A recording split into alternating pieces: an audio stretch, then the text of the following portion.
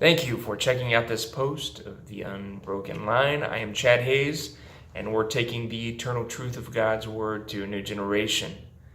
We're going to talk a little bit about creativity today. It's an important part of any aspect of life and ministry, and we need to be a creative people. I like this quote. It's from a guy named Baldur Honorheim, and he says, "Creativity is the key to success in any aspect of life. It is the ability to look at available resources and find solutions to existing problems." Creativity is really important to everything that we do in life. Most of us don't think of ourselves as creative people, but we really are. We're creating workspaces, we're creating art, we're creating new systems, we're creating messages, we're creating songs, books, you name it. One way or another, we are creative, and we need to nurture our creative side, not deny it. We need to embrace our creativity. And one of the common things we say, I'm not a very creative person. We just need to get rid of that idea.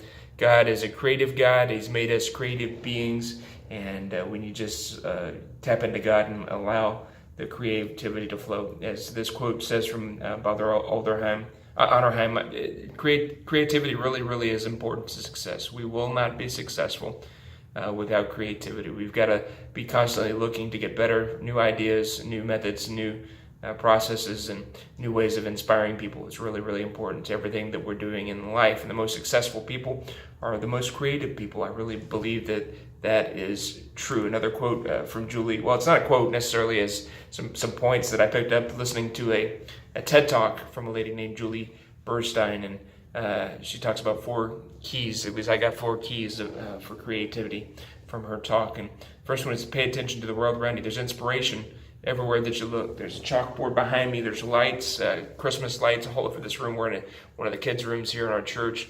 Yellow cabinets, blue and turquoise walls, and art hanging on the wall. There's inspiration everywhere that you look. There's inspiration in music. It's everywhere. So pay attention to the world around you. When I'm writing sermons, probably one of the most often times that I spend in a creative mode is sermon writing, getting messages prepared to share with the church or conferences. And the creative process, it's something that's evolved over time in my life. But I do word studies. I read chapters, books of the Bible. I read other books on the topic that I'm going to be preaching about. I watch other messages from other preachers and other experts in the area. Creation can come from all different types of places. We just need to look for it. An exercise that I often do is what I call clustering. So I'll take a concept, say maybe faith, and I'll put the word faith in there, and then I'll begin to diagram off of that different ideas and different thoughts that correspond to it. Then I write quotes, I write scriptures, I write different things on that paper, and I begin to bubble and cluster all these different ideas together, and then I can take that and put it into an outline form. Helps me to be creative and figure out how I'm going to communicate the truth that's in my heart that I want to get across to the congregation, the assembly that I'm communicating to. And so creativity, there's inspiration all around us, and that's really important. Pay attention to the world that's around you. Number 2, takeaway from this TED Talk that I watched with Julie Burstein was inspiration often comes out of difficulties. It's really true. I remember a mentor of mine, we'd gone through a very hard time, and he told me to get a legal pad, sit down and write down the lessons that God was showing us. And I remember going to a coffee shop and sitting down and just staring at that blank yellow pad for probably an hour. Nothing was coming in. I thought, man, what am I supposed to learn out of this horrible, wretched experience that we just went through? But, as time went on over the next months, God gave me some opportunities. So I was praying, as I was studying His Word, and as we were just living life as a family, God began to speak through those circumstances. And so I began to write those lessons down. Creativity really can come from places of difficulty. And it's a great way to learn and to grow. And so take that into consideration. Inspiration often comes out of difficulties. Third truth is this, that pushing beyond limits opens our perspectives. So, we have limitations. We have our experiences. We've got expectations and different things that we can't do it because we don't have enough money. We've always done it this way and people aren't going to receive it. What kind of limitations are you putting on your creative process? Just blow the limits off. One of the things I heard Craig Rochelle talk about, he said when they were planting a church, they said, well, let's think about what it would take to plant 30 churches. And so they looked at that and thought that process through, and it helped them to get a better perspective on just planting that one church. They took all the limits off. They thought planting a church was impossible, and then when they began to look at planting 30 churches, it seemed to become more possible. And so take the limits off and allow your mind to run wild. I love when I'm thinking about transitions, moves, changes. I like to look at all of the possibilities and let my mind run wild. I just dream the wildest dreams about those situations. What could be our best possible outcome? What would life look like if we made that decision? And I just let my mind run wild. I take all the limitations off. I don't let fear. I don't let lack of resources. I don't let what people are trying to say to me to discourage me. I don't let any of that come into mind. I want my mind to be free and unhindered so I can go out and dream and come up with better ideas. And so pushing beyond the limits, opens our perspective. Fourth concept here is that we need to let go of the familiar and find the unknown.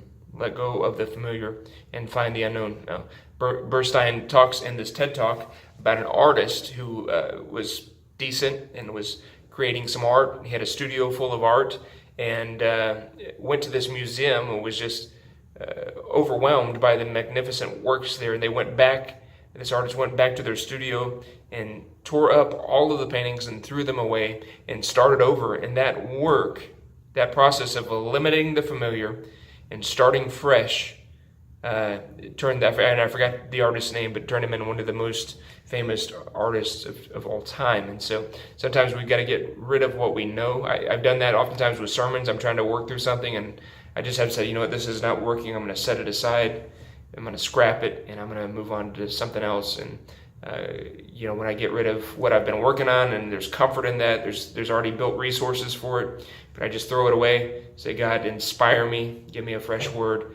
A lot of times creative juices begin to flow whenever that happens. So let go of the familiar and find the unknown. All right. Another quotation, this is actually something that I've come up with. It says, you cannot be stagnant long. Protectionist mentalities are dangerous. Creativity is the mindset that will lead to unlimited growth. Stop protecting your ideas. Open your ideas up for criticism, for encouragement, for ideas, for people to tear them apart and build them back up. Stop protecting your ideas. I've come to understand this. I don't have all the best ideas. I've got some ideas, but when I collaborate, and we're going to talk about this in just a second, when I collaborate with others, when I have a good creative process, things get better every single time. So don't say, well, this is the way I designed it. It's got to be this way. No, be open and allow for the creative process, allow for new ideas, allow for your ideas to get better and for your systems, your organizations, your teams to get better. Don't allow small, limited thinking to cap your capacity, but be open-minded and don't get into a place of stagnation. All right. So last quote here is from a guy named Taika Waititi. Now, he's a producer of one of the Avengers movies. About all I know about the guy, but he says this. He says, failure is a brilliant thing. It teaches you a lot of stuff. You come up with better ideas when you fail. Embrace bad experiences. They teach you what not to do. And I think about that quote from Edison. They said, you failed at making the light bulb 3,000 times. And he said, no, I just learned 3,000 ways that it wouldn't work, right? So that's got to be our mentality. Don't get discouraged in difficulties. It can be a great teacher, great experience, great understanding can come out of that. So use that as an ally, not your enemy. All right. And don't think you're a failure because all your ideas don't make sense at first. Keep working through the process. Overcome that feeling and go on and have great success. All right, I want to talk to you about, just quickly as we wrap things up, a couple of things, a couple ideas that will help you in your creative process, what I call cross-pollination. We must collaborate together to humbly share ideas, Together, our ideas become better. Involve other people in your creative process. Allow their influence. Get experts in fields. Get people with different perspectives than get people that will disagree with you. Get people that will tell you the truth. Get people that you can hash things out with. Iron sharpening iron. Cross-pollinate. Learn from the best. Learn from other leaders. And bring those things that you're learning to the table during your creative process, and your ideas are going to get better. So cross-pollination is vitally important during the creation process. The second idea that I have about creative process is what I call incubation. We need to give our ideas some time to mature. We don't need to rush the process. Time is your friend when it comes to creativity. So allow for time. Oftentimes I'm trying to write books. I've got multiple books on notebooks that I'm working through, and outlines, and different portions of the books are complete.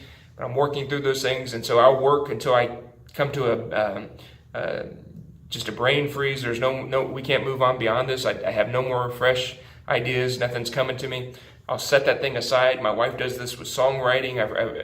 It's a great way to work. If you're trying to lead an organization and thinking of ideas, think about it for a while, write down your thoughts, put them aside, let those things incubate, put the egg in the incubator until it comes to maturity. Allow those thoughts and those ideas to develop and to mature, and you're going to come up with better ideas. Your creativity process will flow. And I actually was watching a video this morning. A guy was talking about people who are creative, and he said that research shows that people who are moderate, not radical procrastinators, but moderate procrastinators are actually the most creative people, and that creativity increases by 16% according to this study when people are moderately procrastinating.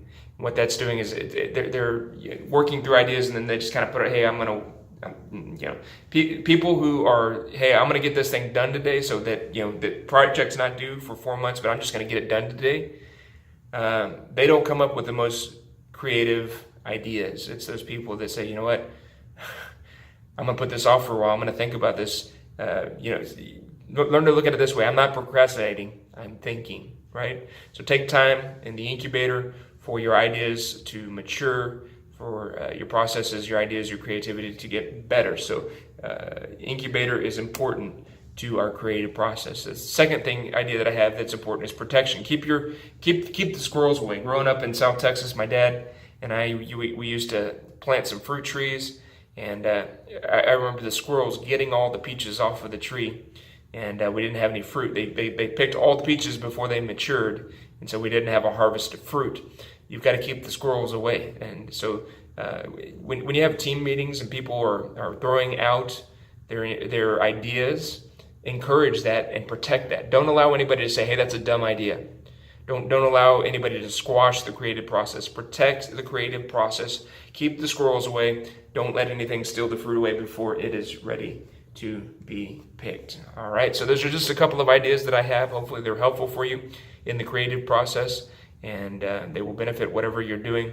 God bless each and every one of you. This has been a blessing. I'd ask that you like it, that you'd share it, and that you leave your comments. Let us know if you have any questions or anything like that. We would be more than happy to communicate with you. And lastly, I'd ask that you would subscribe to the Unbroken Lines YouTube page here, and we would greatly appreciate that. This is Chad Hayes. This has been another post from the Unbroken Line. We pray that you are blessed by this and hope that you have a great day.